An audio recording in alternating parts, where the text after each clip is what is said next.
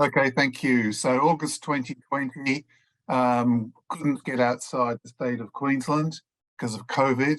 So as I hadn't done this for quite a while, decided to have a drive from one end of the state to the other to look at cane trains. And our 18 sugar mills, I'd say we have the planet's most advanced and extensive above ground narrow gauge railways, mostly 2-foot gauge. So here is the scale of things, the map of Great Britain on the map of Queensland. So you can see it is quite a drive, more than 1,100 miles. The trip was done, so I visited places both on the outward and on the inward, but I've organised this show just in one direction. A few facts and figures. First of all, the location of the sugar industry in Queensland. There's still a bit left in the south, but it's mostly in the centre and in the north. And you can see there some statistics about the sheer scale of things, which is pretty much something that visitors find very hard to take in initially because it is so large and so intensive in its operations. The main task is to convey machine cut sugarcane to the sugar mills for crushing. And this is a 24-hour, 7-day-a-week operation by the mills. So a little bit more information. On the left-hand side there, back in 1960, there were 30 sugar mill systems in operation. The ones outlined in red are the ones that were still going in 2020. But that doesn't mean to say that all those other lines had closed. They had merely been absorbed by the existing ones through a process of rationalisation. The bar chart also gives you an idea about the great extent to which the industry did expand in the second half of the 20th century. What were very, I suppose, interesting but limited narrow gauge operations expanded greatly in that time. So we'll start off in the south in Bundaberg, which is a coastal city, and we'll start off looking at the ISIS mill sugar railway system. Here is the mill, a number of closed mills from past years. The interesting feature, though, was that in 2020, this line was under construction, a completely new line. This section here on an old closed Queensland Railways branch line, been closed for 50 years or more, and this section completely new. So typical, what we expect from Queensland Sugarcane Railways, a converted government railway 3-foot 6-gauge loco on the 2-foot, hauling cane bins, and also very common are the brake wagons at the end. Because the cane bins are unbraked, it helps operations greatly when they have these radio-controlled brake wagons at the end of the rakes, which gives much greater control to the driver and reduces the number of derailments. So concentrating here on the new construction of line. This is a well-established track bed, as you can see, from an old Queensland Railways branch line. Bridges largely had to be replaced, as in this example, and it's fairly common to see the concrete piers with the steel spans. Mechanised equipment is an important part of the operations, and this machine was in use preparing the new track. This section was a new formation, and it's proved to be somewhat problematic since the line was opened. But you can see here excavation of a cutting through bushland, and here a very impressive embankment crossing a valley. So this line has had some problems because of settlement in wet weather, and it'll have to be repaired a fair bit between now and next season starting. So our second line is the Milliquin mill system, which is around Bundaberg. You can see how closely competition between the two mills exists here because of the closeness of their lines.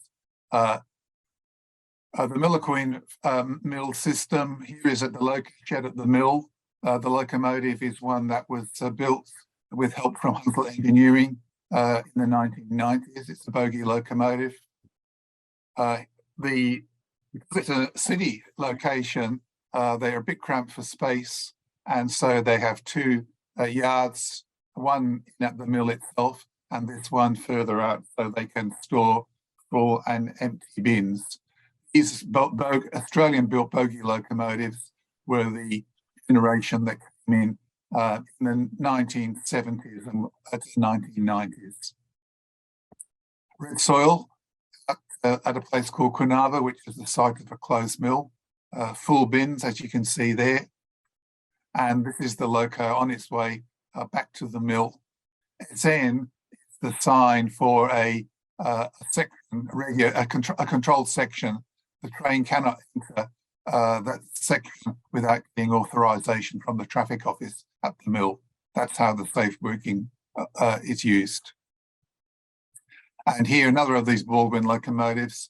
It looks like a model, but it is real, I assure you.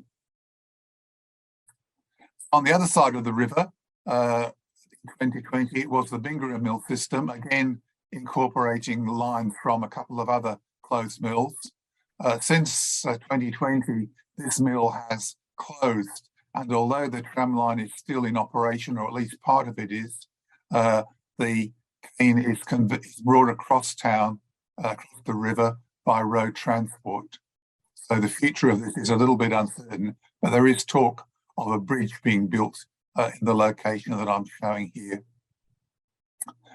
This was an interesting situation where you can't see it, but there is a little bridge over a creek between these two locomotives, which was unsafe. And so with a loco on each side, the full bins of cane were being pushed across the bridge by this loco to be collected by this one. This shows the opposite thing happening with the empty bins having arrived at the siding. And the drivers had to walk across the bridge in order to operate the second locomotive. So here is the second one. It looks a bit flash because it was wrecked in a road accident some time before and was rebuilt with a modern looking cab. And this is the same type in unrebuilt form or less rebuilt form on the other side on its way back to the depot for having the manoeuvres completed. Back at the mill, again, one of these E.M. Baldwin bogie locomotives, quite impressive. And as you can see, fair bit of activity at the mill. Because it's a 24-hour crushing operation and the cutting of the cane only occurs in daylight hours, one of the purposes of the railway is to allow for the storage of full bins of cane to be crushed through the night. And that's an important component of the rail system. Here is one of the government railway rebuilds, and it's on its way to the mill from Ferrymead, the site of a closed mill with loaded cane. You can see that there are many road crossings with automatic flashing lights. Here is the locomotive closer to the mill, and you can see in the background there small trees. One of the issues for the Bundaberg area is that there's a great deal of horticulture taking place there, not only fruit vegetables, but in this case, macadamia nut trees. And this is one of the reasons for the contraction of sugarcane growing in the Bundaberg area, to the extent that now Bundaberg Sugar only has one mill left in operation. Heading north, driving north for about 7 hours, we come to the area just south of Mackay and Plain Creek Mill. The main town here is Serena, and the main railway line extends south. The reason for this configuration really is that the main government railway extends up through here, and these areas had previously been served by the government railway. As that ceased to be economical or useful for anybody, the mill railway was extended to tap these areas. Again, this is a town mill, and so there is an out-of-town yard, which is the main shunting yard, and this locomotive, an 060, Australian 060, is used to shuttle cane in from the outer yard into the mill. And this is a fairly intensive, non-stop kind of operation. There it is, having crossed the road, heading in towards the mill, which is lots of steam being generated. There's not just a sugar mill there, there is also a alcohol distillery. On the line, the use of a driver-only operation is fairly common these days, and this picture shows a little setup that he wears around his neck, which he can use when he gets down from the locomotive, so he can actually do shunting from the ground level using the remote control. And when this photograph was taken, the driver on the left-hand side was giving instruction to the trainee on the right, or maybe it's vice versa. This line, as I mentioned, was built to replace the old government railway transportation. And so the bridge, as you can see there, is a fairly modern one, immediately parallel and within a few yards of the government railway one in the background. Here's the place where they're a loop where they're crossing. The locomotive closest to the camera is going to head back down south to get some more cane, and you can see their pretty substantial brake wagon, which is a rebuilt from a 3-foot 6-gauge government railway wagon. That's another similar one on the same system.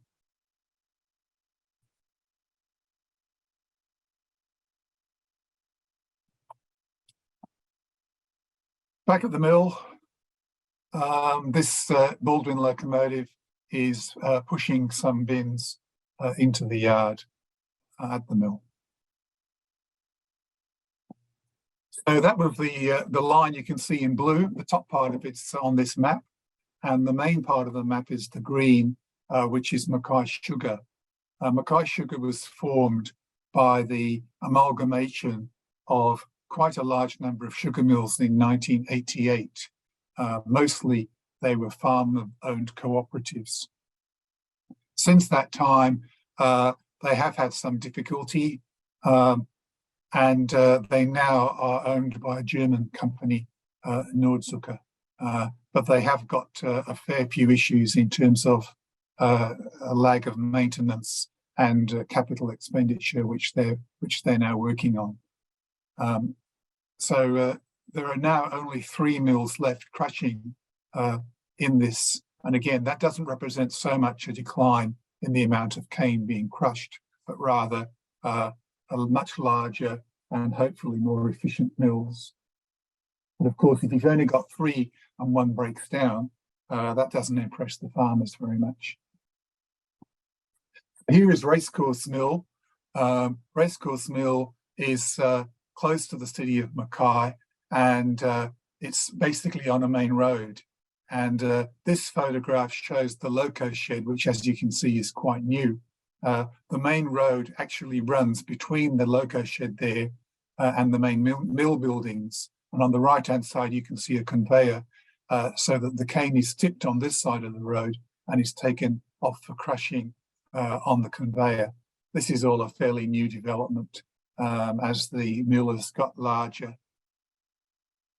Outside the loco shed there, they look to be 060 locomotives.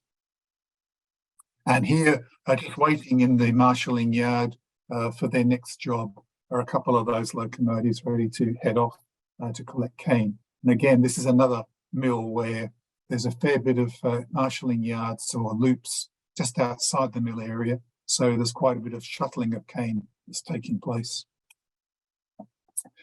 At the time of the visit, the new Mackay ring road had just been opened, and it impacted on a number of the cane railways and had required a little bit of reorganisation. And this shows a brand new section of track which had to be built as part of that main road development. And of course, that bridge is new that you can see in the background. Bit of a glint shot again at the main yard of the mill. A ball-wing bogie locomotive. And here it is, just bringing cane in from the loops just outside the mill, bringing them into the mill yard. And again, you can see the bypass road in the background. That looks like a female driver, from what I can tell from here. And there are now increasing numbers of females driving and driver's assistants on the cane railways. And the women drivers seem to be highly regarded as being fairly sensible and careful about how they go about their job.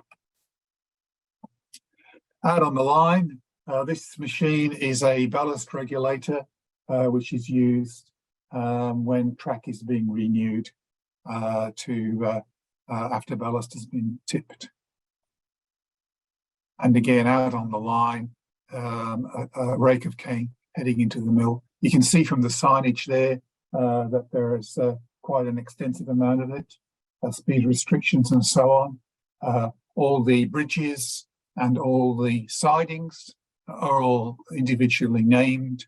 And this is really important because of the traffic control, which is all radio from a central traffic control area. And obviously, being able to locate trains or to be able to describe where trains are is very important. They do have electronic mimic boards in the control centre as well. So there's a lot of technology behind the traffic control. Next mill, Marion Mill, a little bit further out. Interestingly enough, my son-in-law's grandfather was the manager of this mill some time ago.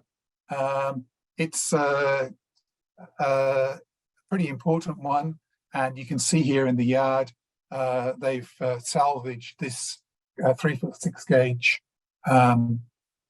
turntable. I don't think it's there as a museum exhibit. The potential is for it to be used as a bridge at some time in the future. This is the smallest locomotive left in the sugar industry, a 1964 little EM Baldwin diesel. And the story goes that some time ago, when there was a grand rationalisation of locomotives, that this one was hidden away by certain individuals, and as a result, it has survived. At North Eaton Depot, which is in the Marion Mill area, they have the old mill site, a number of storage buildings where, as it says there, is a graveyard and store for locomotives. On the left-hand side there, you can see a number of 2-foot gauge diesels, which are either temporarily or permanently decommissioned. And on the right-hand side, you can see at least 2 New South Wales Government Railway standard gauge diesels, which are being kept with a view to future conversion to 2-foot gauge, like others that have already been so done. Again, outside the mill of Marion, doing a bit of shunting, and it's you get good atmospheric effects when there's low cloud and lots of steam coming from the mill. These are a couple of the ex-government railway standard gauge locomotives. They operate in master and slave mode, so one can be controlled from the other remotely by radio. And what they can do basically is have a locomotive at the front of a rake, maybe about 2/3 of the length of the train, and then another locomotive, the second locomotive, cut in, and then at the rear, a remote control brake wagon. So they can haul some pretty large loads, but in this area it's fairly hilly. So the main issue is not so much the how much you can pull, but how much you can stop. This is a this is the same, one of the same locomotives, actually. You can only see one of them coming across a road rail bridge. In the Mackay area, in past times, the Piney River was on the bank of the Piney River, was where a couple of the mills were situated, and they had to negotiate very steep and difficult to work lines immediately behind the mill to cross the river. But when the height of the river was raised by a weir, they were able to negotiate the building of high-level bridges like this one, which of course makes operations so much easier. This locomotive is again from the 1990s, when there was a little bit of a spurt of new locomotive types introduced. And as you can see here, this is one built by Ironco. They built 4 of these altogether, and they're rather different in appearance. Well liked too. Again, another variant on the model of brake wagon. You'll see that they're often known as brake vans, but for obvious reasons, I resist using that term because they're not a van. Coming into the mill, this particular line again is a repurposed 3-foot 6-gauge line, and that is obviously one of the old timber bridges from the government railway days. And similar, not the same locomotive, but one of the same type coming in of an area beyond Eton. And again, you've got a good picture there with your cane in the background, and quite hilly country, as you can see. And you can tell this area is flood prone because the track has been built up on that little causeway.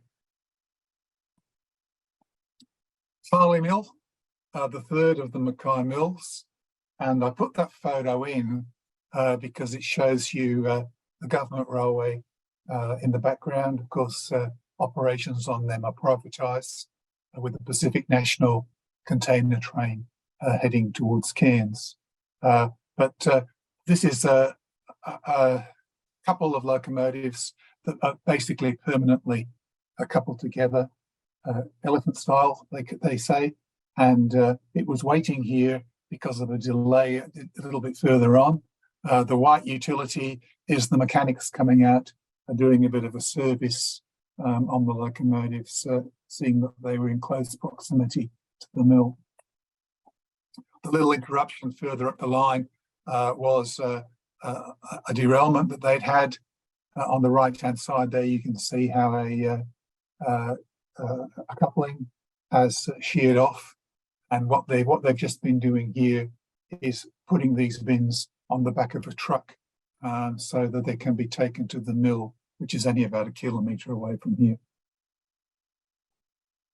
A little bit later on, locomotive coming through that same place, heading to the mill. Again, you can see it's a government railway conversion with a substantial brake wagon at the back. Out on the line, you don't see these very often nowadays. I don't know whether it's ever actually been used currently, but in the old days, the navvies used to move around by rail, and this kind of vehicle was used as a personnel carrier, but I think it's now just sitting in a siding disused. Pretty much all the access is now possible through rubber wheel vehicles, and if they have a derailment or something happening in a particularly hard to access area, they often just build a road into it in any as well.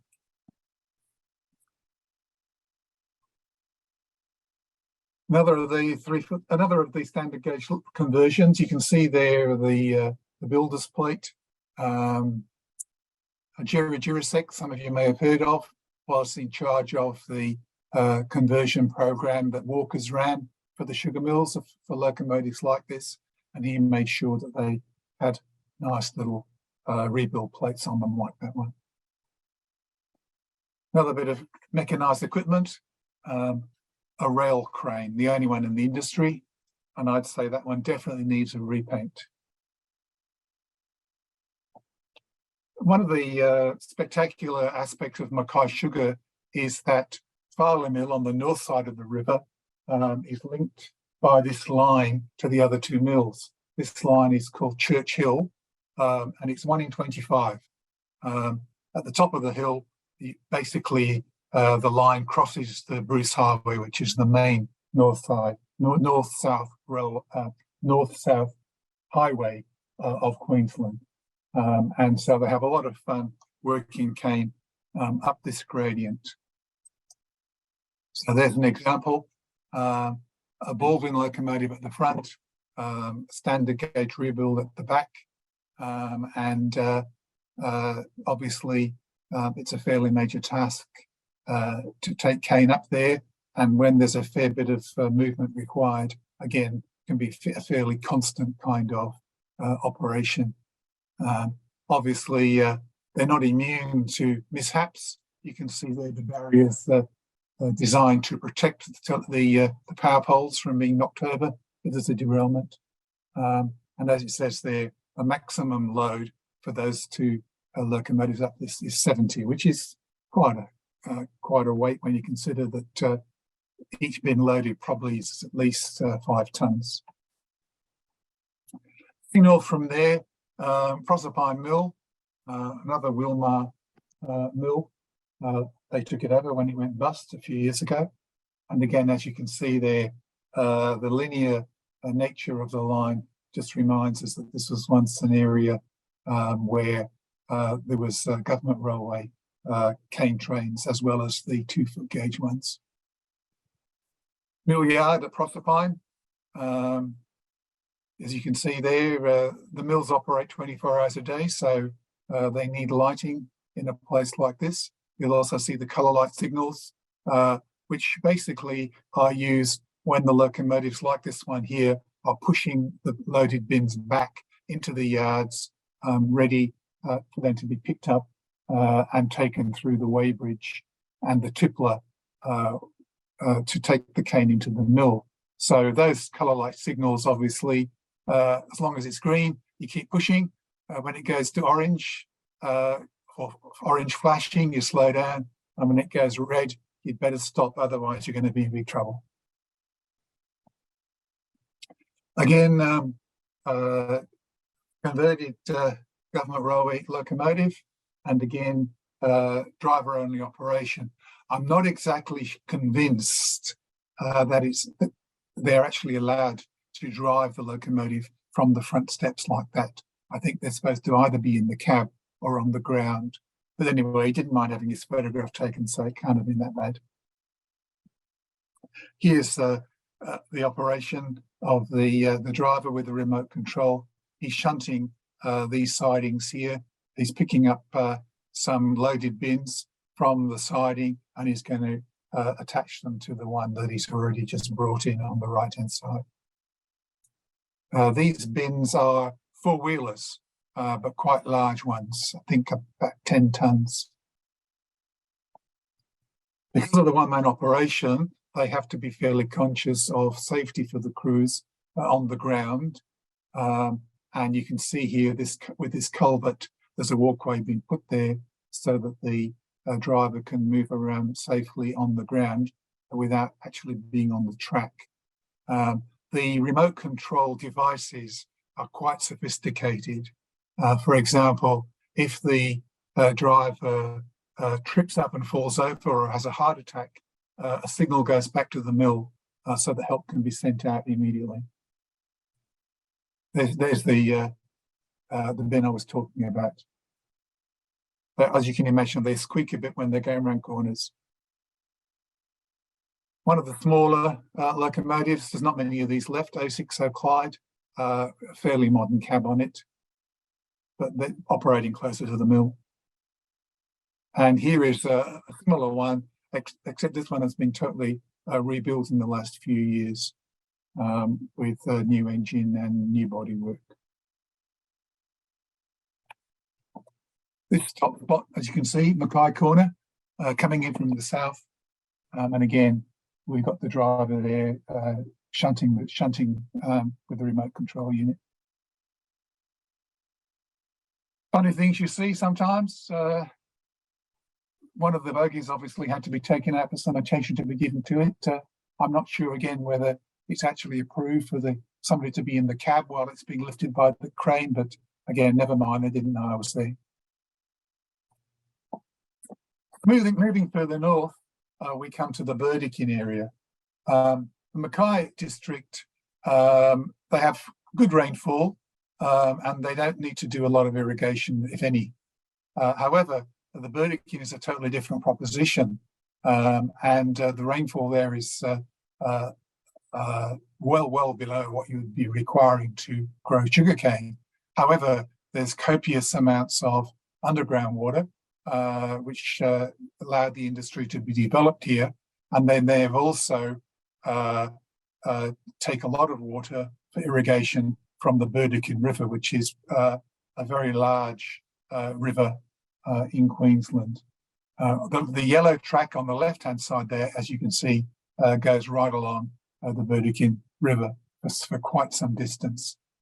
There are 4 mills in this area. Inkerman Mill in blue is on the south side of the river, and Calamia Mill in green is on the north side of the river. They're both 2-foot gauge, as is the yellow one in Victor. However, the red one, Pioneer Mill, is a 3-foot-6 gauge, and maybe largely because of historical accident and at a time when there was no idea that mill systems could link up in the way that they have done. And this means that there is a section of dual gauge track which we'll be looking at shortly, which 3-foot-6 and 2-foot gauge can operate over. So here's the mill yard at Inkerman Mill. As you can see on the right-hand side there, just a small servicing area and loco shed. You can also see with the telephoto how the ends of the rails get hammered pretty much in the mill yard. I'd say those ones need replacing sometime soon.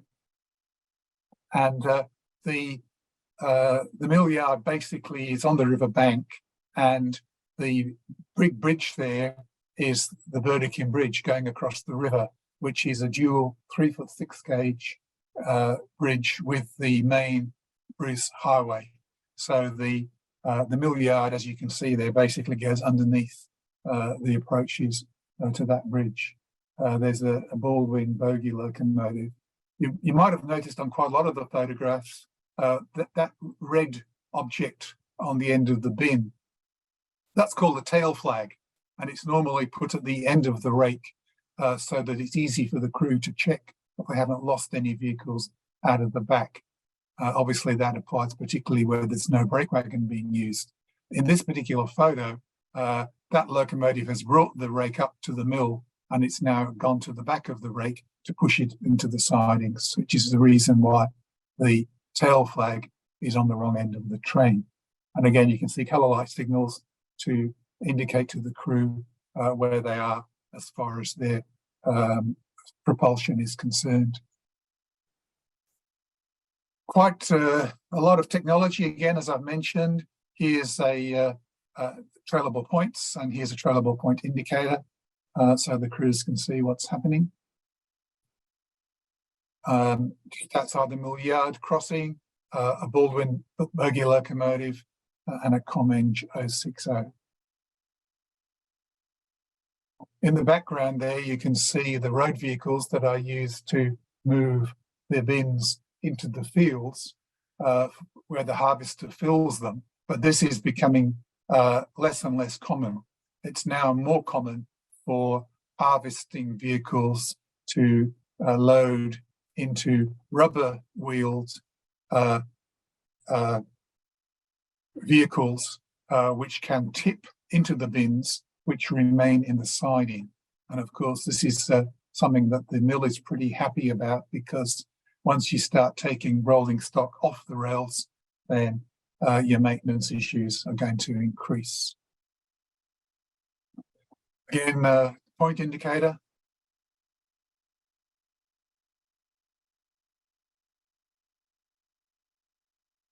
And this is a fairly new section of line out in the Inkerman Mill system. And as is fairly common in North Queensland, signs trying to deter you from fishing from the bridge. You also see the ones that try to deter you by warning you of the crocodiles that may be lurking around. So I think now we're coming to Kalamia Mill on the other side of the river. As I mentioned already, a 2-foot gauge line. And yes, fairly flat country, so they can operate fairly long trains. At the sidings, they have to pick up the bins on those road vehicles. And what they do to make that a little bit easier is they have these vehicles that are basically chained to the track, and they're basically mobile buffer stops, so that when the bins are sitting there, they can be attached to this vehicle, and that means that they don't have to be spragged to stop them running away. But obviously, you've got somebody with a sense of humour here, and somebody with too much time on his hands waiting for empty bins to arrive.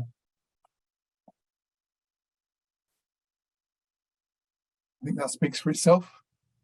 Again, you can see shunting operations in progress at Beach Loop. Pretty nice place to be. In the background there, you can see track materials. Concrete sleepers are very common, if not usual. And you can also see there's panels of track already made up there, so that if they have a need to replace track in an emergency, they can just drop those in. As I mentioned already, this area is one where there is irrigation from underground aquifer, and in the you can see those two pipes sticking up from the ground towards the rear of the train.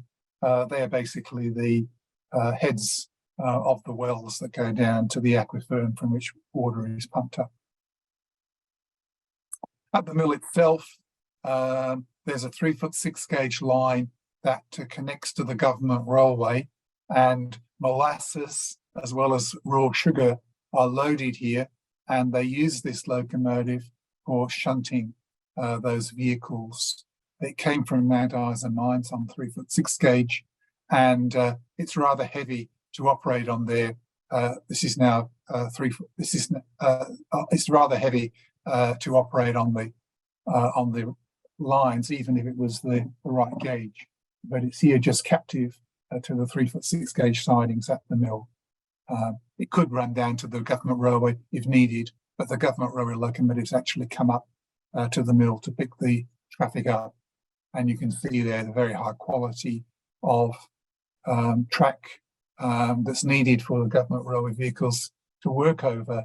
You can also see there the line is dual gauged, and you have a 2-foot gauge loop as well as the dual gauge main line. And again, trailing point indicator there. So now we're going to Pioneer Mill. As I said, it was a 3-foot 6-gauge line, and that's in the very pleasant surroundings of the mill. The locomotive looks not much different from the ones that went on 2-foot gauge. In fact, the main difference is the bogies.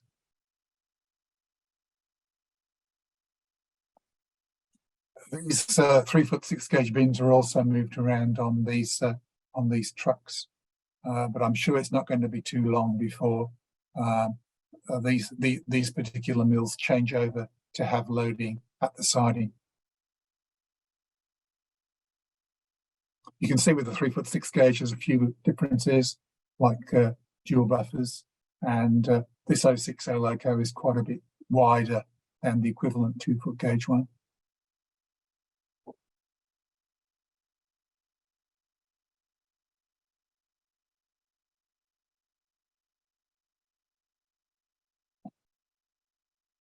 That is a very little disguised government railway wagon, as you can see, that's been made into a brake wagon. The brake wagons are paired with particular locomotives because of the particular radio frequencies and control systems that are individual. They can be changed over pretty readily, but they usually carry a name or a number or both, as you can see there. So you can see which one it goes with which, and it does make a difference which is front and which is back. Don't ask me why, but they wouldn't paint it on if it wasn't so. This particular mill is one where they have heavy engineering facilities, and they also tend to store decommissioned 2-foot gauge locomotives here.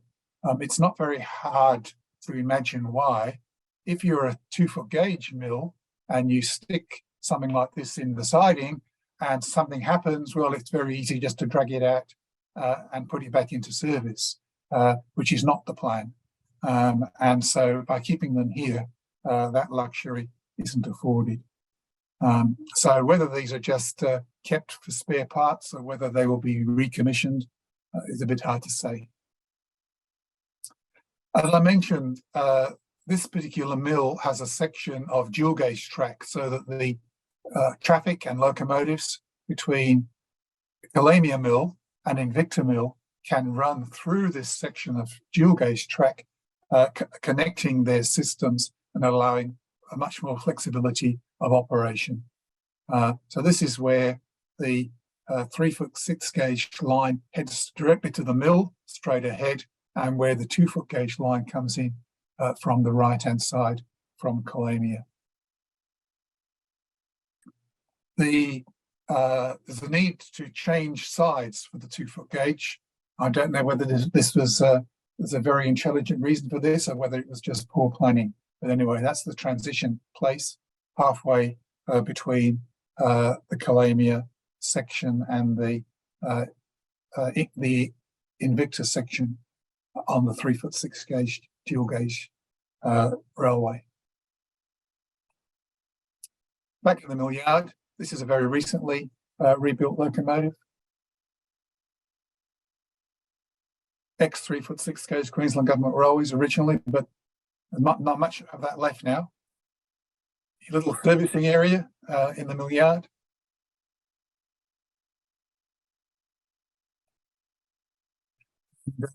There's no proper shed here. The locomotive on the right-hand side is a unique one. It was originally built by Walkers in Maryborough for the Aramac Shire Tramway. And when that tramway closed, it's a local government tramway in central Queensland.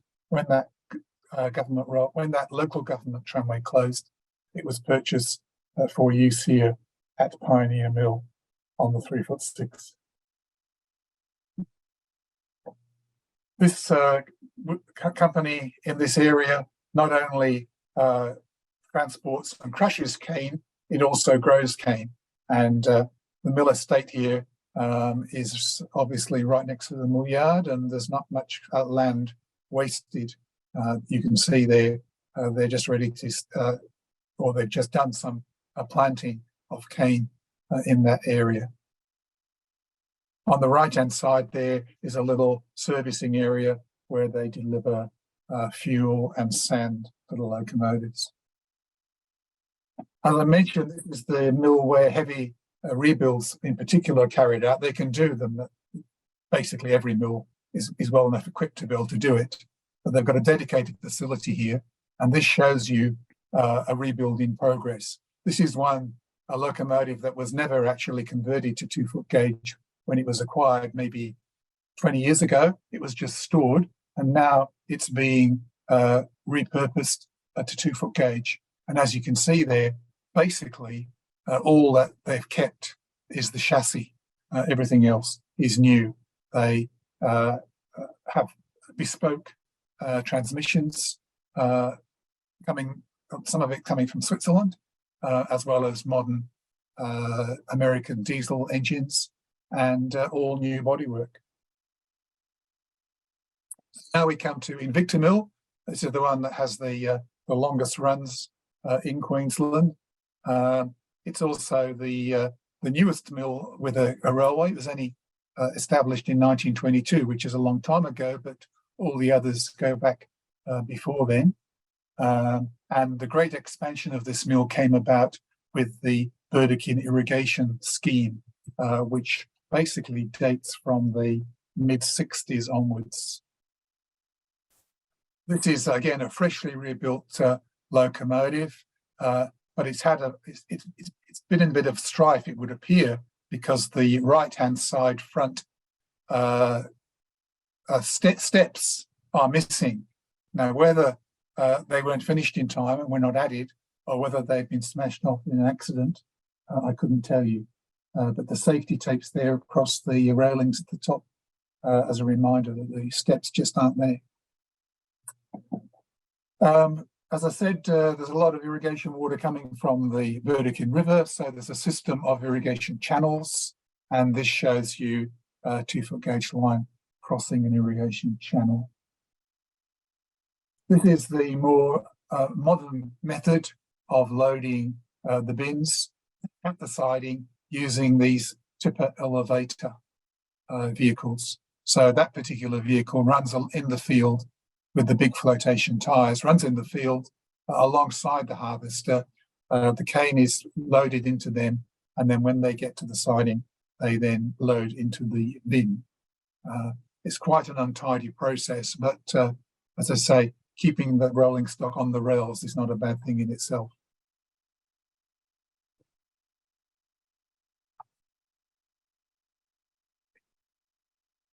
Sorry, I've been a bit slow advancing here.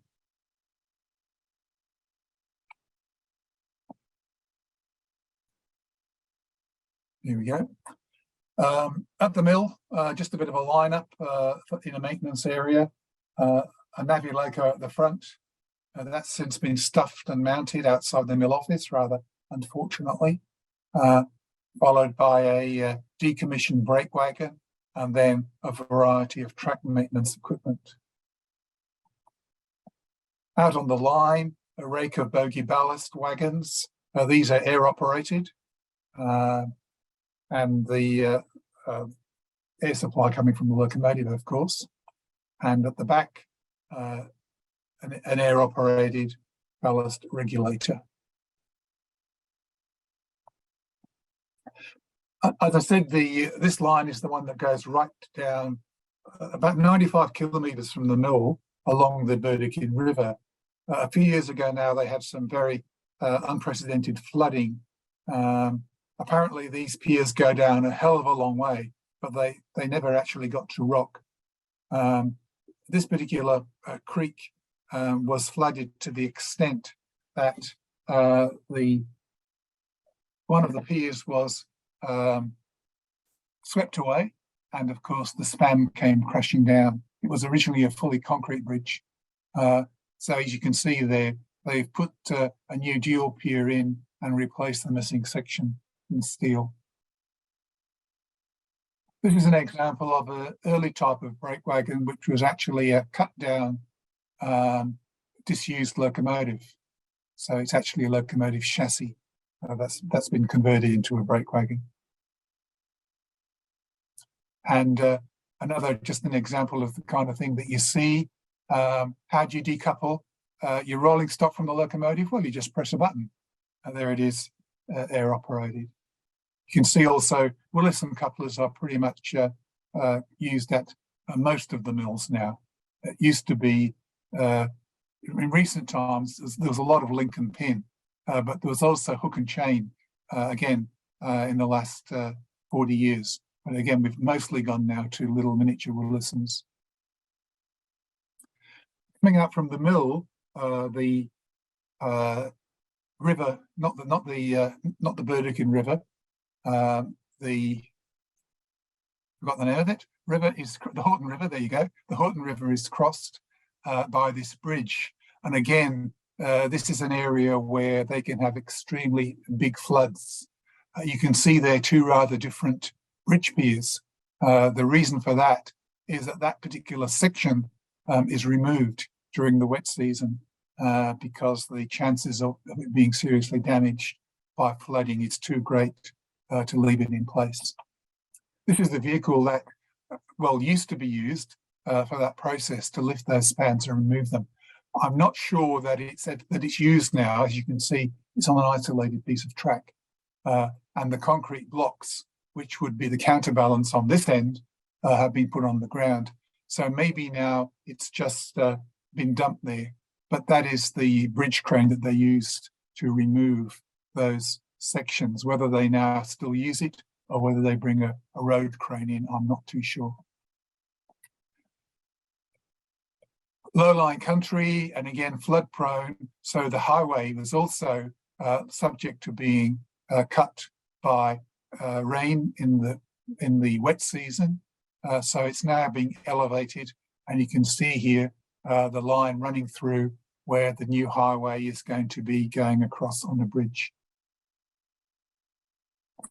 Heading north again through Townsville, off to the Herbert River district. So probably a 2.5 hour drive from where we've just been, and we get to the Herbert River district, Victoria and McNaid Mills.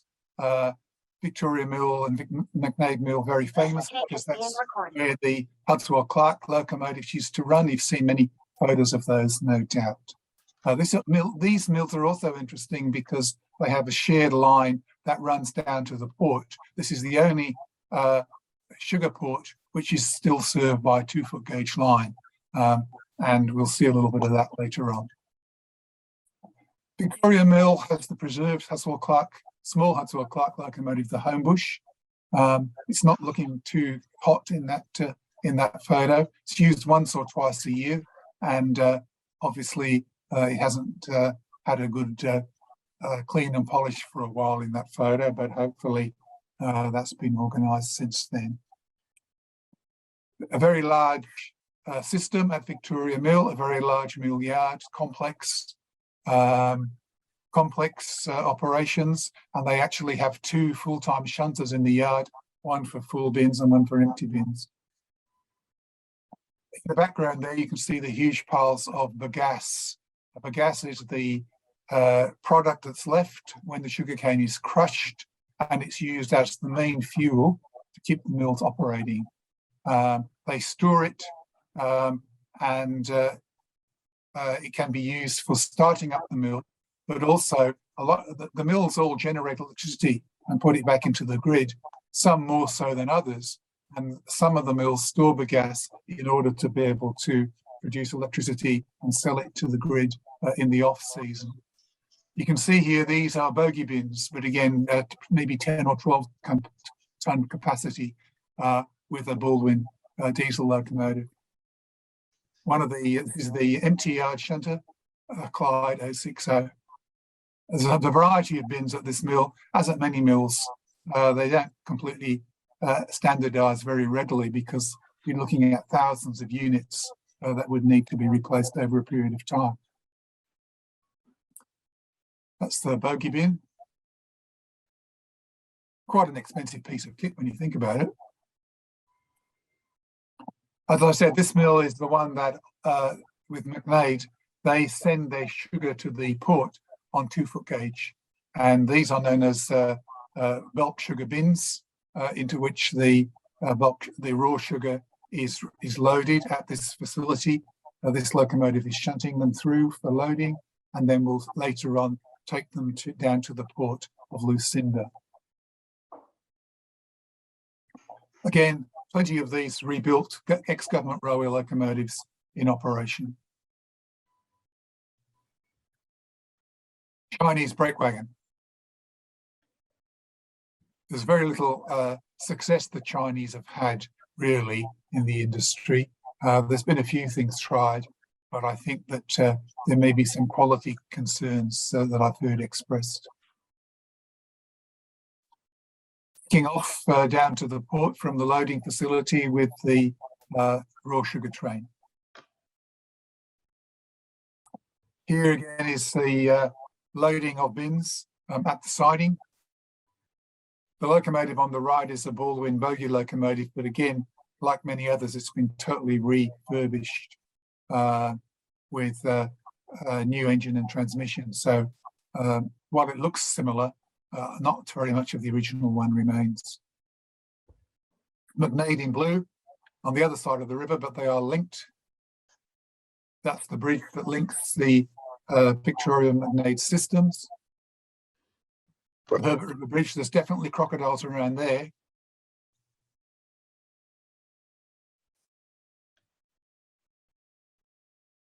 Coming out of the mill with empties. Golf course used to be presumably the CSR golf course. And a lot cheap and nasty kind of bin. You can see it's actually got plastic mesh. But you can also see from the damage that it's sustained, it's not particularly robust. So it can be a bit of a false economy to experiment with cheaper bins because they don't last the test of time. One of the more early types of brake wagons.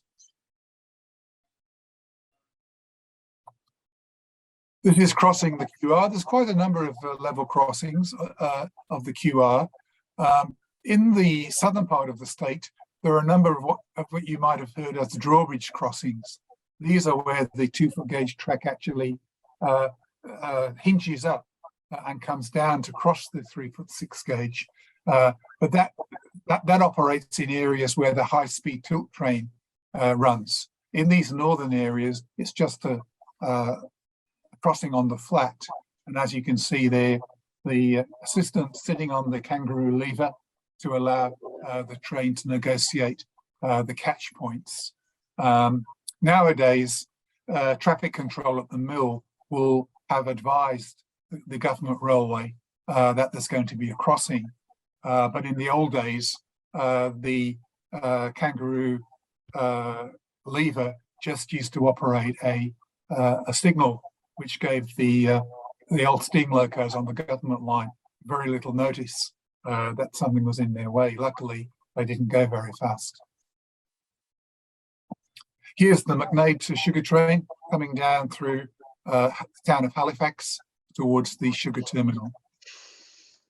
That's the close-up of the sugar boxes. They are demountable.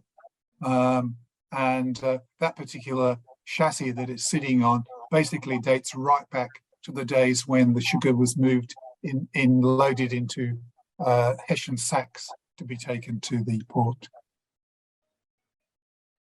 At the port, there is a sugar terminal, and here they have their own locomotive for shunting the yard and moving the bulk bins into the big short storage shed for tipping. They have a huge mountain of raw sugar inside the sheds. Here it is coming across the crossing at the terminal, and that's the entry into the terminal yard with a electrically controlled gate.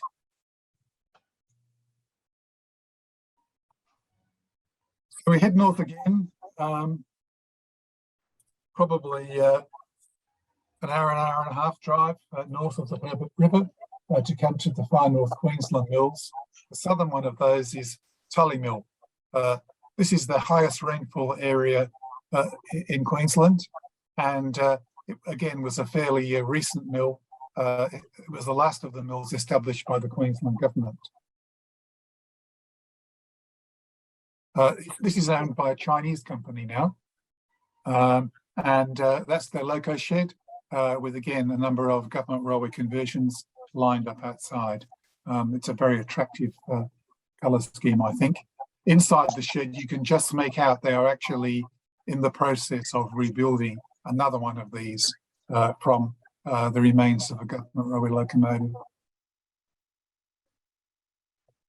Very nice scenery, and coming out from the mill with empties.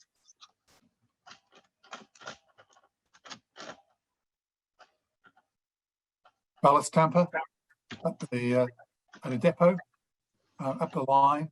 One of the bogies has been taken out. Something must be wrong. And here is these two of these locos crossing. The full's coming in, the empty's going out. This is actually at the mill again. bringing a rake of cane in. I don't think it is. I think it's bringing it in rather than pushing it in. And at the mill, they did used to have quite a number of these 060s, which you're seeing less and less use now in double units like this. And this was the only, there was no action. They were just sitting around, but I believe that at least one pair are still working. That's the most modern of the rebuilds. I think, as you can see, there are plenty of glass in the cab. So the next section, we go to MSF Sugar, and there are two mills, South Johnson Mill and Mulgrave Mill. These replace about five or six mills which were operating back in the 1970s. So they've all been consolidated. South Johnson Mill, Clyde locomotives, all spares really, sitting outside a storage shed that they have there. Some impressive bridges. On the right-hand side there, you can see the old government railway bridge that was put there, recycled and used there. On the left-hand side, that's the modern new replacement bridge. They use these dual units back to back quite a lot, and this is crossing the QR, one of the places where the lines intersect. Here's so you can see the kind of control linkages that exist between the two locomotives, and you can also see the where you put the sand into the sandboxes.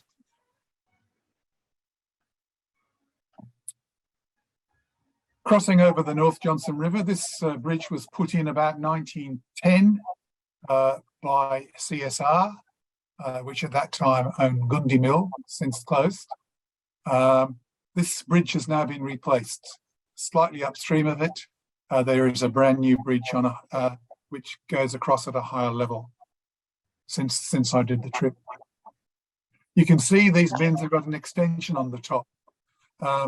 You know, each mill tended to have its own particular specification of things. And so when one mill shuts down and another one takes over its railway system, adaptations have to take place. So you can see here, there are bins that fitted one particular mill's tippler, but not South Johnson's. And so the extensions had to be added onto them.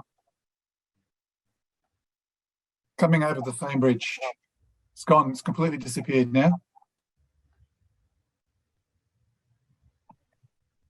And another bridge, another pair of locomotives, this time in the older all yellow livery. This is the place where there's a changeover place between South Johnson Mill in the south and Mulgrave Mill in the north. So the South Johnson locomotives on the left of side have brought some loaded cane into this area, and the green locomotive, the Alumba, is going to pick them up and take them to Mulgrave Mill. Heading to Mulgrave Mill territory, again, crossing the old QR, and you can see there that signal doesn't give a whole lot of clearance as far as any conflicting movement is concerned. The green loco, the Alumba, this was originally built in the 1990s in Zimbabwe. It was the first of the series of IMCO locomotives, suffered from a lot of quality issues. It was also a diesel hydrostatic, which in theory should be very good, but they'd never managed to get one to work on a locomotive. Anyway, it had a fairly ignominious career at South Johnson Mill, and Mulgrave Mill took it and basically have built a new locomotive using the original chassis. It's a pretty ugly thing, isn't it? Here's the loco shed at Mulgrave Mill. You can see how most of the locos have their names on the front of the hood. And these are largely old 060s that have been radically rebuilt at the mill here. The mill again is close to the river, and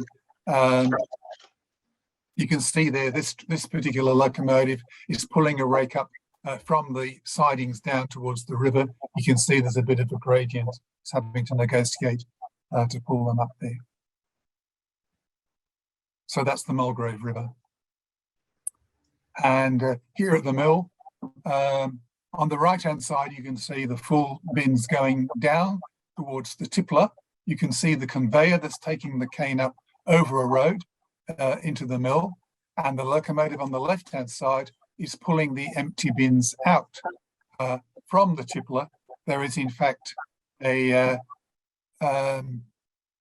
unusual arrangement of a traverser when the bins are tipped.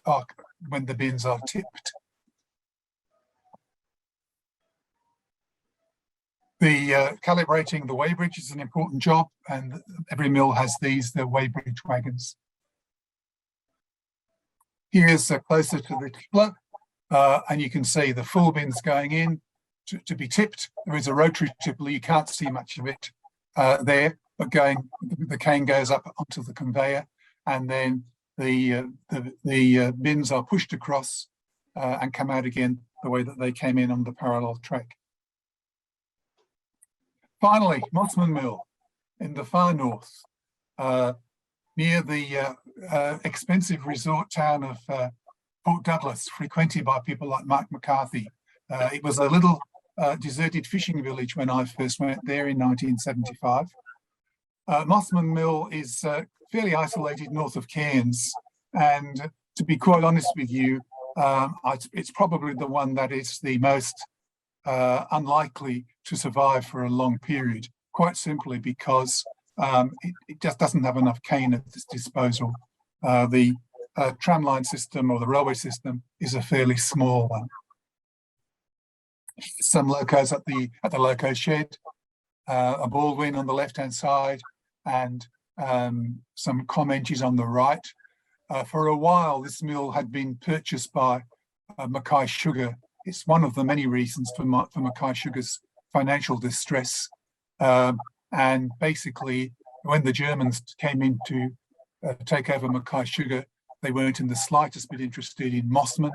But through our taxpayer bailouts, the government stepped in, and it's now been operated by a local company.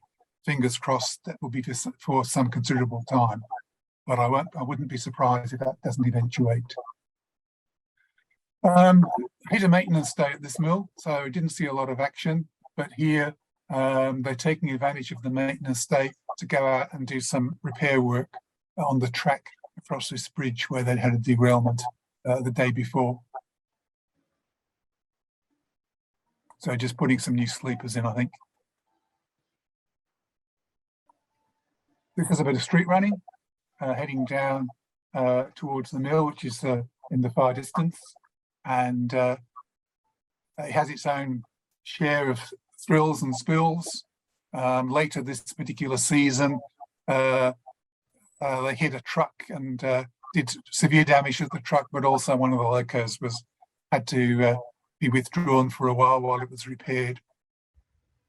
These interesting bins that they have here, this particular mill pioneered the use of basically a shipping container type of bin, which were demountable from bogies and could be taken away by road transport. And quite a lot of them still remain, as you can see here. And again, they used the double locomotive for the 060s. Tropical far north Queensland, very scenic. Quite a few of these road rail bridges around the mill area. And down at southern part of the system, a Baldwin locomotive bringing a rake out, heading back to the mill. And we got to the end. So that was the trip. hopefully you found some interest in all of that. And I hope that if you haven't been to visit the mills, you will be encouraged to do so, because there is so much of interest to see and so much variety. So thank you very much. And I'm looking forward to Mark Langdon telling us all about little Hudswell Clark 040 saddle tanks at the gasworks next time. Well, John, thank you very much for that. That was very interesting. It gives us a very much a fairly good snapshot of what this all the sugar mills and their tramway systems are like, more or less as they are today. Yeah, it's a good record of just what's currently in existence.